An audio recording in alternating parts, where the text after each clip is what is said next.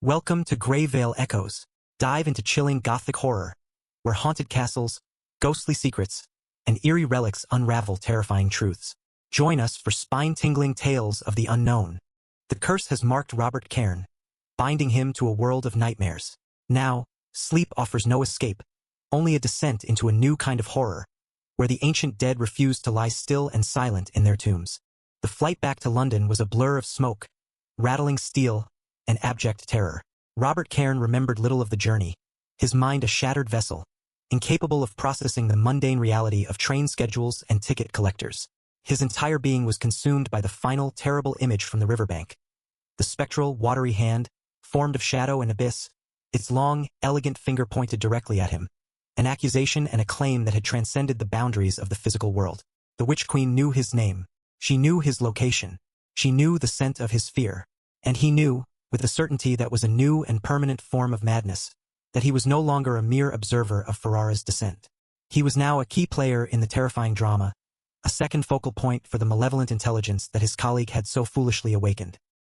He had stumbled back into their shared townhouse like a drunkard, his clothes damp and smeared with the mud of the cursed riverbank, his eyes wide with a horror that was beyond the comprehension of the house's sleepy, night-duty staff.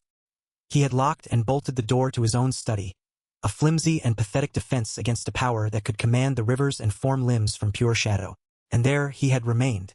For days he was a prisoner, not of walls and locks, but of his own crippling, all-consuming fear.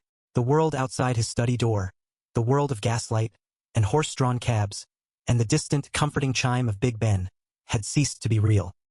His reality had shrunk to the four walls of his room and the vast, terrifying landscape of his own paranoia. He did not sleep. Sleep was a luxury he could no longer afford, a state of vulnerability he dared not enter. He imagined that to close his eyes, to surrender his consciousness, would be to offer an open invitation to the Witch Queen, to allow her spectral, clawed hand to find him in the darkness. He spent the long, silent nights pacing the floor of his study, his footsteps a relentless, monotonous rhythm on the plush Persian rug, a caged animal wearing a path in its own prison. He would stand for hours at the window, peering through the gap in the heavy curtains at the street below, half expecting to see a dark, cloaked figure watching the house, or worse, to see a shadowy, long-fingered hand beckoning to him from the fog. Every creak of the old house's timbers was the sound of Ferrara approaching his door. Every gust of wind rattling the windowpane was the whisper of the Witch Queen's name. His scholarly mind, once his greatest asset, was now his greatest tormentor, endlessly replaying the horrors he had witnessed, analyzing them, dissecting them, finding new and more terrible implications in every remembered detail. He barely ate, the thought of food a nauseating impossibility. His body, neglected and fueled by nothing more than black tea and raw terror, began to fail him. He grew thin and haggard, his face taking on the same pale, drawn look he had seen on Ferrara. Dark, bruised-looking circles formed under his eyes, and a constant, low-grade tremor took root in his hands, making it difficult to even hold a teacup steady. He was haunted, not by a ghost in the traditional sense, but by a psychic contamination, a curse that was slowly, inexorably, breaking him down body and soul. The psychic tether that bound him to Ferrara was a constant, agonizing torment.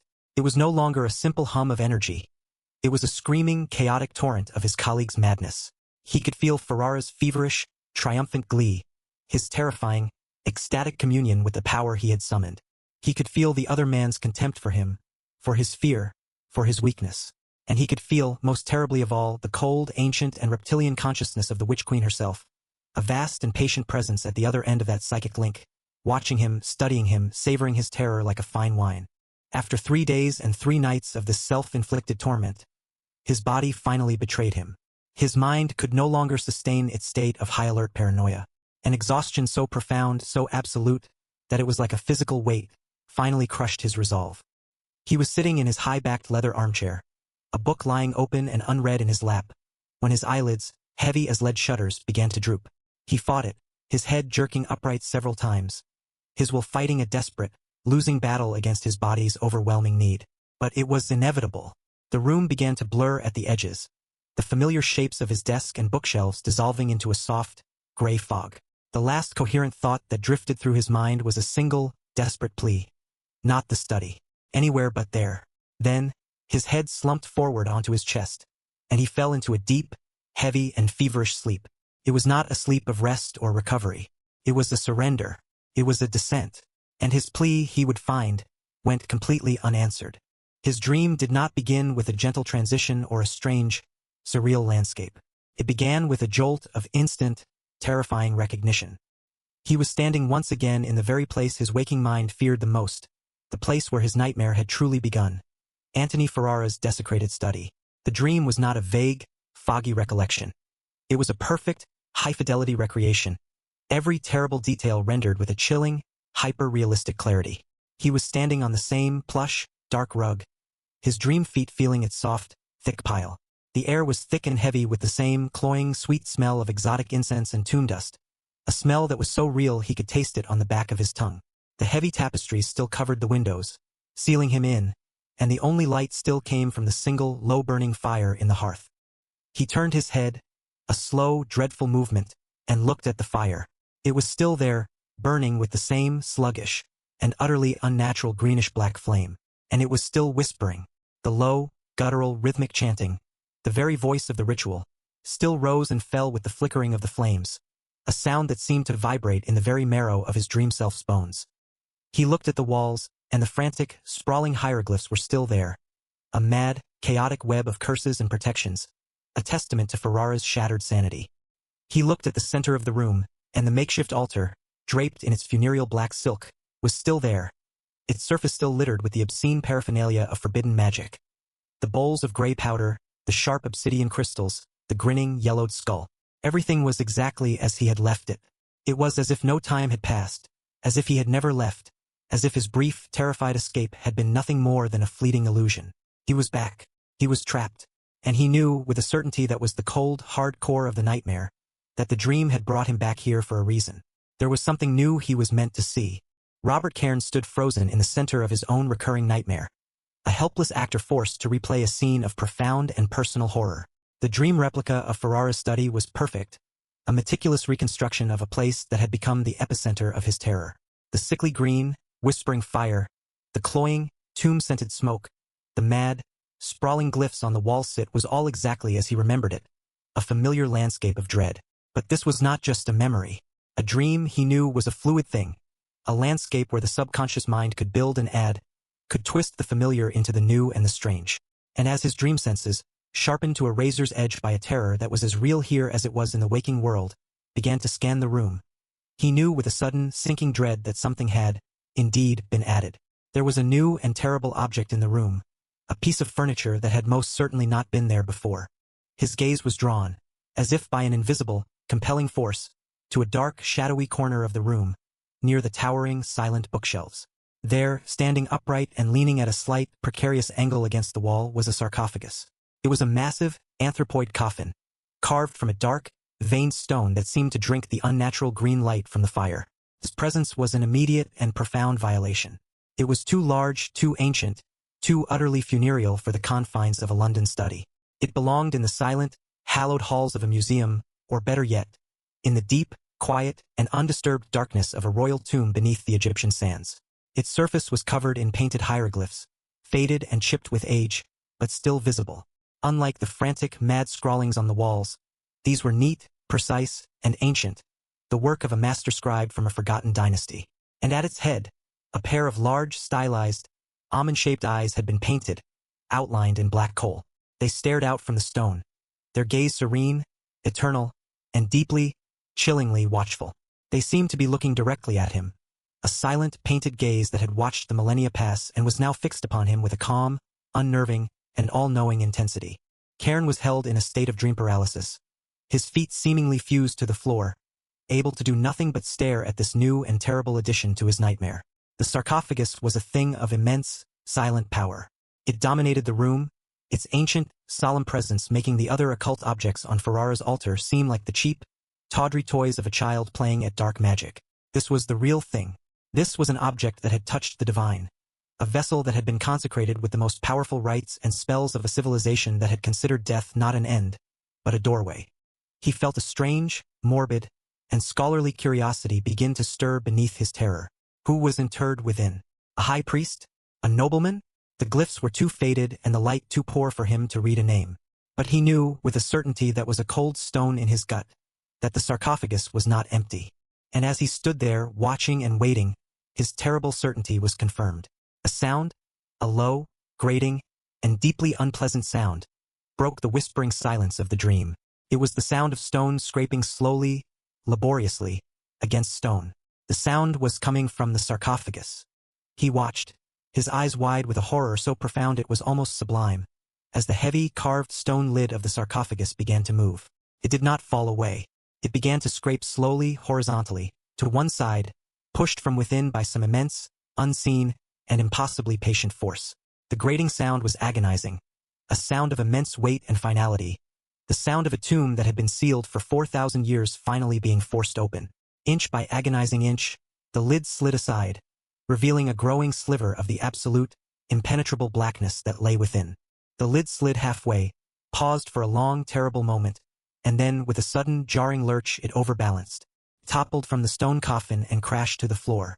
But this was a dream, and the laws of sound were as malleable as the laws of physics.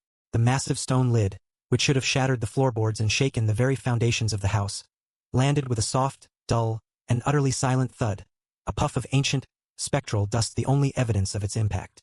The sarcophagus now stood open, its dark, hollow interior a gaping, black wound in the green-lit gloom of the study. And it was not empty. Standing upright inside, held in place by the tight confines of its stone prison, was a mummy. It was not the kind of mummy Cairn was used to seeing, the pristine, carefully wrapped, and almost artistic creations displayed in the British Museum. This was a thing of pure, unadulterated horror. It was tall and gaunt, its human shape still horribly apparent beneath its wrappings. But the wrappings themselves were not the clean, white linen of a royal burial. They were dark, stained, and visibly rotting, a collection of brittle, yellow-brown bandages that were imbued with the dark stains of the oils, resins, and unguents used in its preservation, and perhaps, with the slow, seeping decay of the flesh that lay beneath. In many places, the bandages had come undone, hanging in long, tattered, and trailing strips, revealing glimpses of the dry, dark, and leathery skin beneath. It was a thing of profound desecration, a corpse that had been denied its dignity, its eternal rest disturbed. And with the opening of the sarcophagus, a new smell flooded the room, a smell that instantly overpowered the cloying sweetness of the incense. It was a smell that Cairn, as an amateur Egyptologist, had only ever read about, but he recognized it instantly. It was the smell of the ancient dead. It was a dry, complex, and deeply nauseating aroma, a combination of the sharp, pungent scent of natron and bitumen, the faint, lingering fragrance of dried, funeral herbs like myrrh and cassia, and beneath it all, the dry, dusty, and unmistakable scent of 4,000-year-old preserved, dead flesh. It was a smell that spoke of immense, unimaginable age, of a stillness that had lasted for millennia, and of a sanctity that had now been horribly, unforgivably violated. The smell filled his dream nostrils, a thick, choking perfume of dust and time, and he felt a wave of nausea so powerful that he gagged, a silent, dream heave that racked his paralyzed body. He stood there, trapped in his nightmare, forced to gaze upon the unwrapped horror that stood before him. The mummy was perfectly still, a silent, upright corpse in its stone box. For a long moment, nothing happened. The only sounds were the whispering of the green fire and the frantic, silent pounding of his own dream heart. He began to hope, a foolish, desperate hope, that this was the end of the vision, that the reveal of the mummy was the dream's final, terrible tableau. But the deepest, most terrified part of him knew that this was not the end. This was merely the beginning. And then the mummy moved. It began with a sound. A soft, dry, and utterly horrifying cracking sound filled the unnatural silence of the dream. It was the sound of ancient, brittle linen, stretched to its breaking point. The mummy's head, a lumpy, misshapen ball tightly wrapped in the yellowed, rotting bandages, began to turn.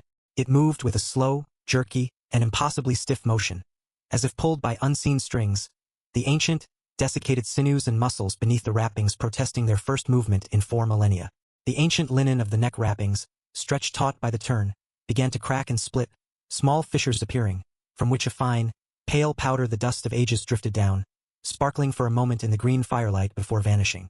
The head turned, inch by agonizing inch, until it was facing him directly.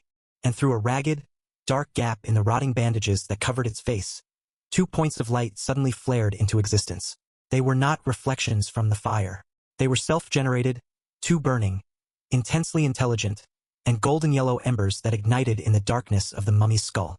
They were like the eyes of a great, predatory cat, ancient, patient, and filled with a cold, clear, and terrifying consciousness. They were not the eyes of a reanimated corpse, a mindless, shambling automaton. They were the eyes of a soul, an ancient, powerful, and very much aware spirit that was now looking out from its preserved, mummified prison. And those terrible, burning, golden eyes were staring directly at him. They pinned him in place, their gaze a physical force, a spear of pure, ancient will that pierced through the dream and seemed to touch his very soul. He felt a sense of being seen, of being known, of being analyzed and judged by an intelligence that was as old as the pyramids, and the feeling was a new and exquisite form of terror. The two burning, golden embers that ignited in the dark recesses of the mummy's skull were a new and terrible sun in Robert Cairns' personal cosmos of horror. They were not the vacant, mindless lights of a simple reanimated corpse. They were incandescent with a fierce, ancient, and formidable intelligence. The gaze that emanated from them was a physical force, a tangible pressure that locked him in place, rendering his dream self utterly immobile. He was a specimen pinned to a board, being examined with a cold, dispassionate, and unervingly patient curiosity by a being who had been old when the world was young. The silent, whispering chant of the green fire, the cloying, tomb-scented air, the mad scrawlings on the walls, all of it faded into a muted secondary background. His entire universe, his entire consciousness, was now completely dominated by those two terrible and mesmerizing points of golden light. Then came the sound, a sound that would forever be associated in his mind with the very essence of decay and impossible life. It was a soft, dry, and deeply unsettling cracking sound, the sound of ancient, brittle materials being subjected to a stress they were never meant to endure. The mummy's head, which had turned to face him with an agonizing, jerky slowness, was now still, its golden eyes fixed upon him. The cracking sound was not coming from its neck, but from the ancient, yellowed bandages that swathed its face and skull. As he watched, horrified, a fine, web-like pattern of tiny fissures began to spread across the linen that covered its high, desiccated forehead, as if an immense internal pressure were building from within. A fine, pale powder, the dust of 4,000 years of silent stillness, began to trickle from these cracks, drifting down like a slow, silent, and ghostly snowfall, each mote catching the green firelight for a brief, sparkling instant before vanishing. The mummy was not just moving, it was breaking out. The silent, dreamlike stillness was broken again, this time by a more deliberate and purposeful movement. One of the mummy's arms, which had been held stiffly at its side, began to move. The motion was not the convulsive, spasming jerk of a galvanized corpse. It was a slow, stiff, but undeniably controlled gesture, a lifting of the arm that was freighted with an immense, ancient and weary purpose. The shoulder joint, frozen for millennia, protested the movement with a series of dry, clicking and popping sounds, audible even over the whispering of the fire. The sound was like a handful of dry twigs being snapped, one by one. As the arm lifted, the tattered, rotting bandages that covered it, weakened by the strain, began to flake away. Large, brittle pieces of the dark, resin-soaked linen cracked and fell to the floor of the sarcophagus with a faint, dry rustle, revealing the mummified flesh beneath. It was not a sight for the living. The skin was the color of old, dark leather, a deep mahogany brown, and it was pulled so tightly over the bone that it seemed translucent, the faint, bluish lines of the desiccated veins still visible beneath the surface. It was a human arm, but it was a thing of dust and time, a relic that had no right to be moving.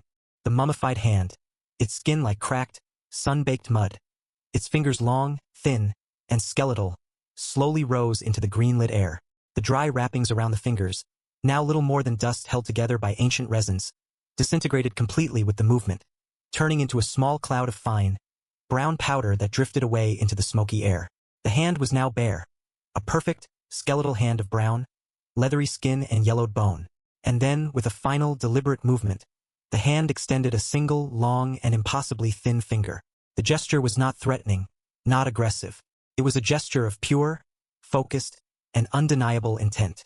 Cairn braced himself, his entire being clenched in anticipation of the inevitable.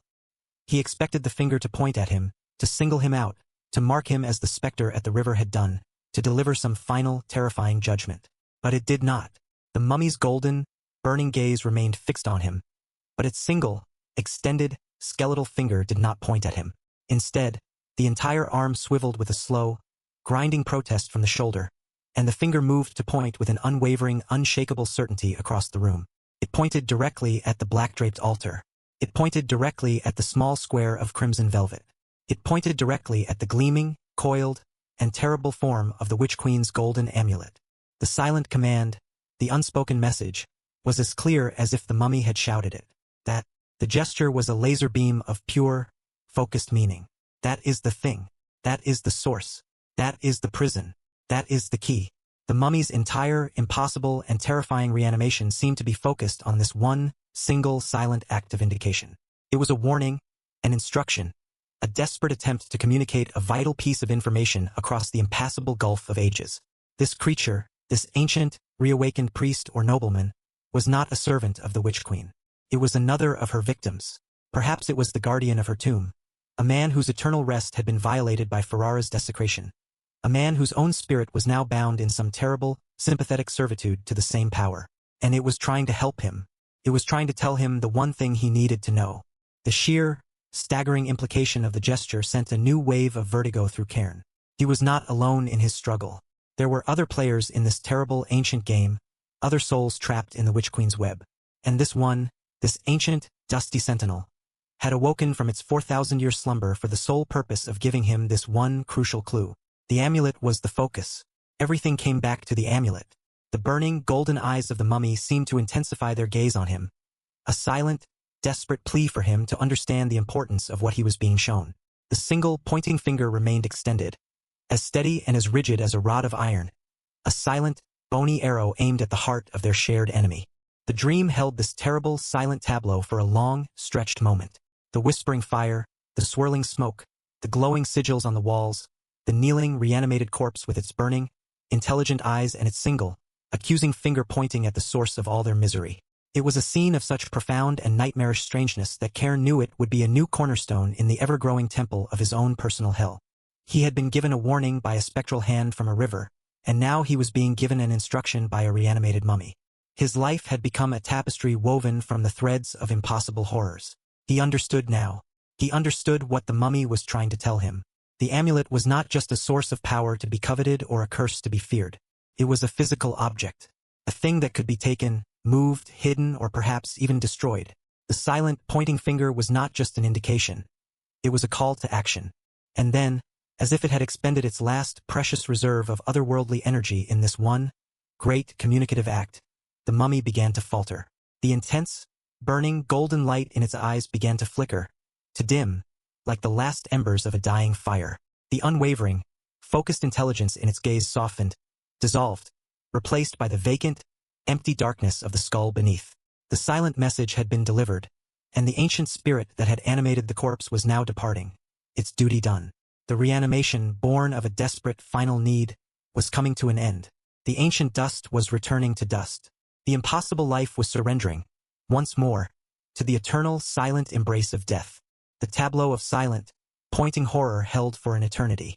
The mummy, a thing of dust and ancient resins, remained poised in its act of silent communication, its single skeletal finger aimed with an unholy and unwavering certainty at the golden, serpentine amulet on the altar. The burning golden fire in its eyes, a fire of pure, ancient consciousness, remained locked on Robert Cairn, a silent, desperate, and urgent plea for him to understand the profound significance of the gesture. And Cairn, a prisoner in his own mind, could do nothing but stare back, his soul absorbing the terrible, silent lesson. The amulet was the key. It was the source. It was the nexus of all this horror. He understood. But as he absorbed this new, terrible knowledge, he sensed a shift in the dream's strange, internal atmosphere. The mummy had more to say. The silent pointing was not enough. There was a deeper, more specific warning that it was struggling, with an immense, almost unimaginable effort to deliver. The first sign of this final, desperate effort was a sound, a dry, grating, and deeply unsettling sound that came from the mummy's rapt and featureless face. The tightly bound jaw of the ancient corpse began to move. It was a slow, terrible, and jerky motion, a grinding of ancient, desiccated bone that had been locked in place for 40 centuries. The rotting, brittle linen wrappings that covered the lower half of its face, already strained to their limit, began to stretch, to tear, to split apart under the impossible pressure. A fine, pale dust, the powdered residue of the mummy's own dried flesh and wrappings, puffed from the tearing linen, a ghostly exhalation of pure, ancient decay. With a final, sharp, and hideously audible snap, a sound like a dry twig breaking, a sound that seemed to echo in the very center of Cairn's brain, the mummy's jaw dropped open. It was not the gentle opening of a mouth. It was a disarticulation, a breaking, and it revealed the dark, black, an utterly empty hole in the wrapped visage, a gaping maw of absolute, silent darkness. Cairn felt a new wave of nausea and terror wash over him. He expected a scream, a howl, some terrible, inhuman sound to emerge from that black, unnatural opening. But at first, there was only silence.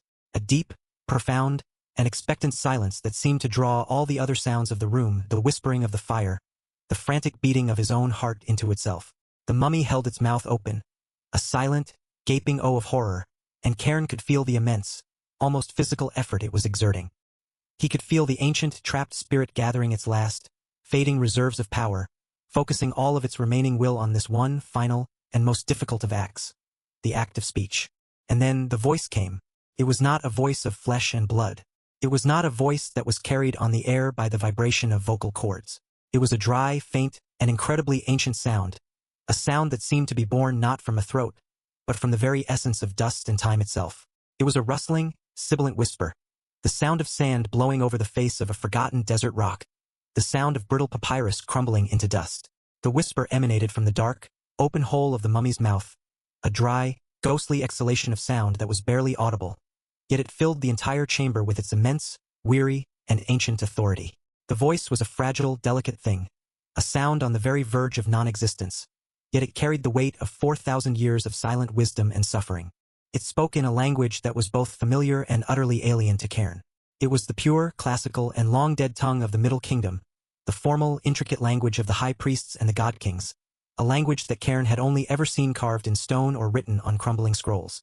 To hear it spoken, to hear the authentic ancient cadences and the soft, sibilant pronunciations, was a scholarly miracle that, in any other context, would have brought him to his knees in academic ecstasy.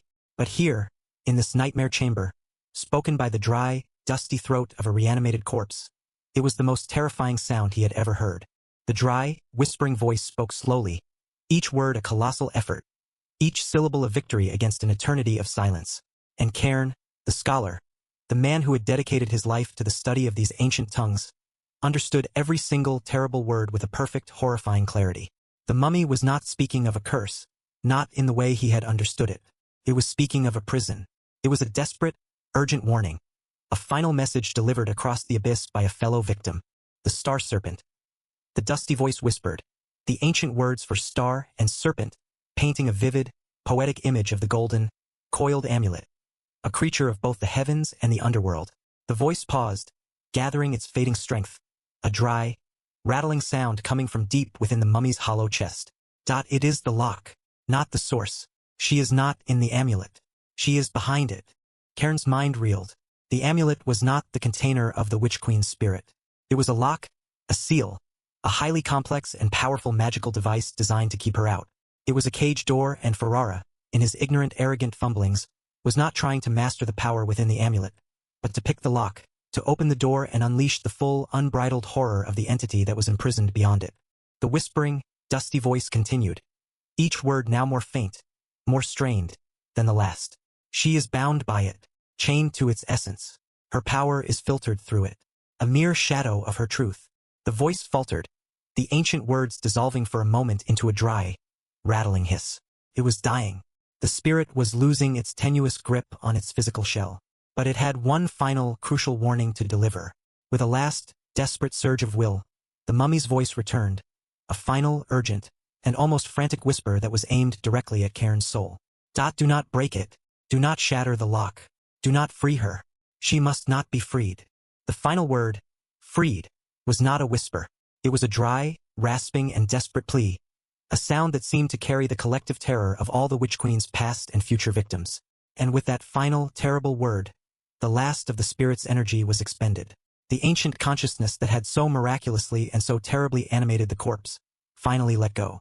The burning, golden light in the mummy's eyes, which had already begun to fade, now flickered once, twice, and then winked out of existence, plunging the skull back into a deep, empty, and absolute darkness.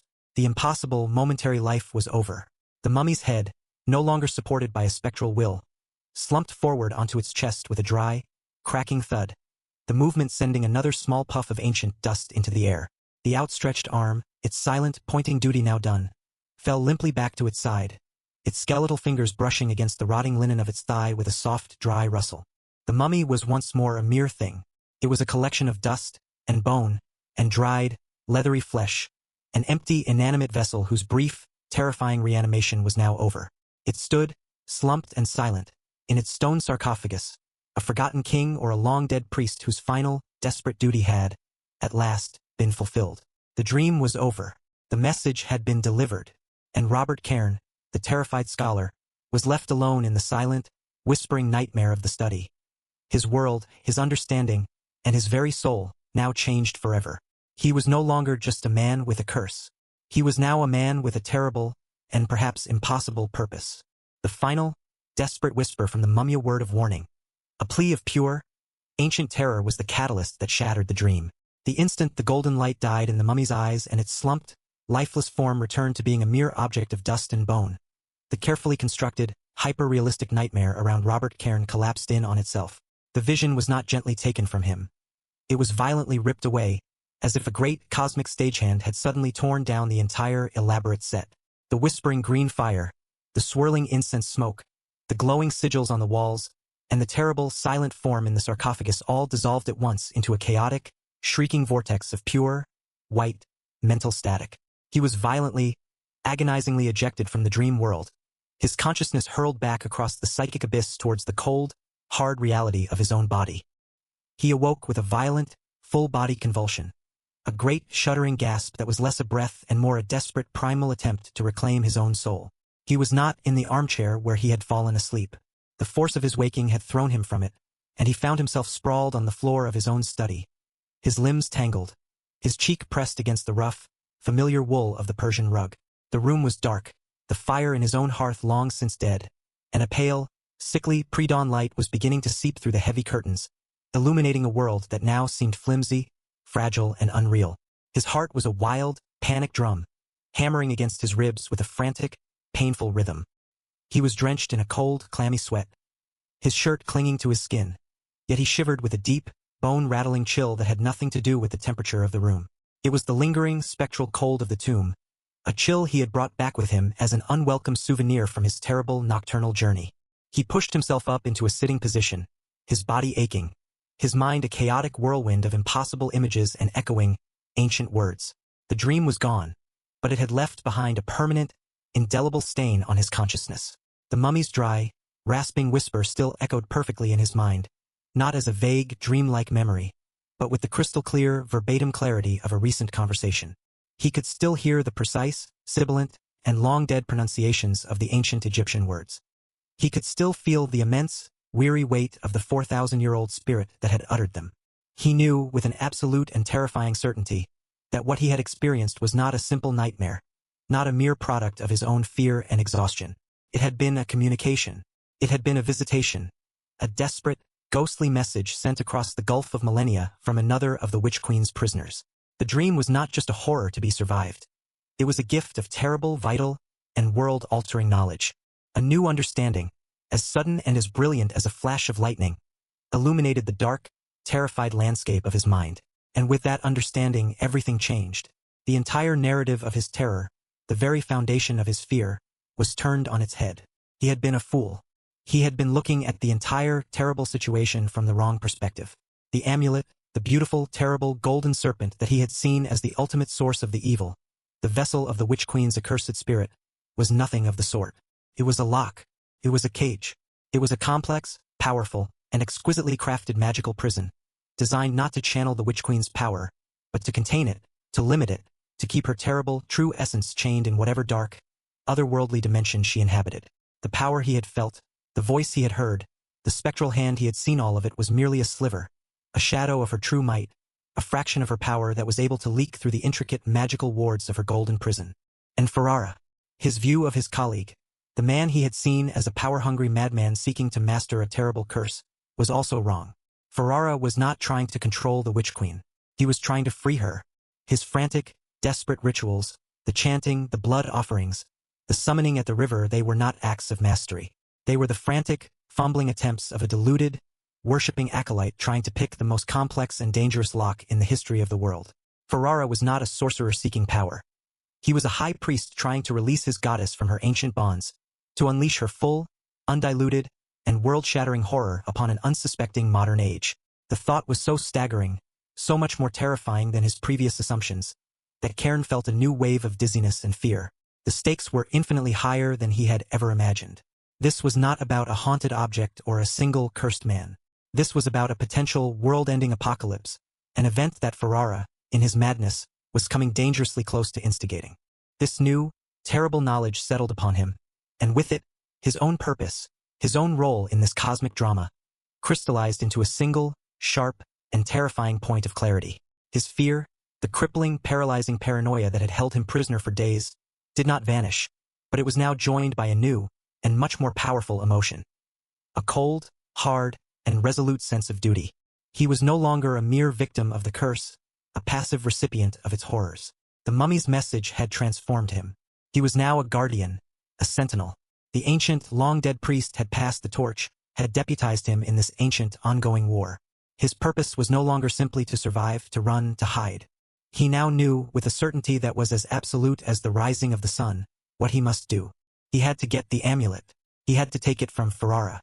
Not to destroy it. The mummy's warning had been terrifyingly clear on that point. To shatter the lock would be to open the cage forever. No, he had to secure it. He had to become its new guardian, its new jailer. He had to take the beautiful, terrible, golden prison and hide it away, to take on the terrible burden of ensuring that its lock was never picked, that its prisoner was never freed. The path forward was no longer a terrified, aimless flight. It was a direct, focused, and incredibly dangerous mission. He had to confront Ferrara, to outwit a madman who was in communion with a dark goddess. He had to steal the most powerful, most dangerous, and most cursed object on the face of the earth. He struggled to his feet, his body still trembling, but his mind now filled with a strange, cold, and terrible calm. The fear was still there, a constant, low thrum in his veins, but it was no longer a paralyzing force. It was a whetstone, a thing against which his new resolve was being sharpened. He walked over to the window and pulled back the heavy curtains. The bleak, gray light of the London dawn flooded the room, and he did not flinch from it. He looked out at the waking city, at the milk carts making their slow, rattling rounds, at the first sleepy signs of normal, everyday life. It was a world that was utterly, blissfully unaware of the terrible cosmic danger that it was in, a danger that was contained entirely within the walls of this one, quiet, respectable townhouse. And he, Robert Cairn, the quiet, unassuming scholar, was now its sole, unwitting, and terrified defender. The nightmare was over, but the true horror, he knew with a final, chilling certainty, was only just beginning. A warning from a fellow prisoner, a message from beyond the sands of time. The nature of the curse is finally clear. But can a mortal man like Robert Cairn possibly hope to outwit a sorcerer and steal the prison of a goddess? Thanks for braving the shadows with Gravevale Echoes. What creepy secret haunts you? Subscribe, share your fears, and return for more gothic chills from the unseen world.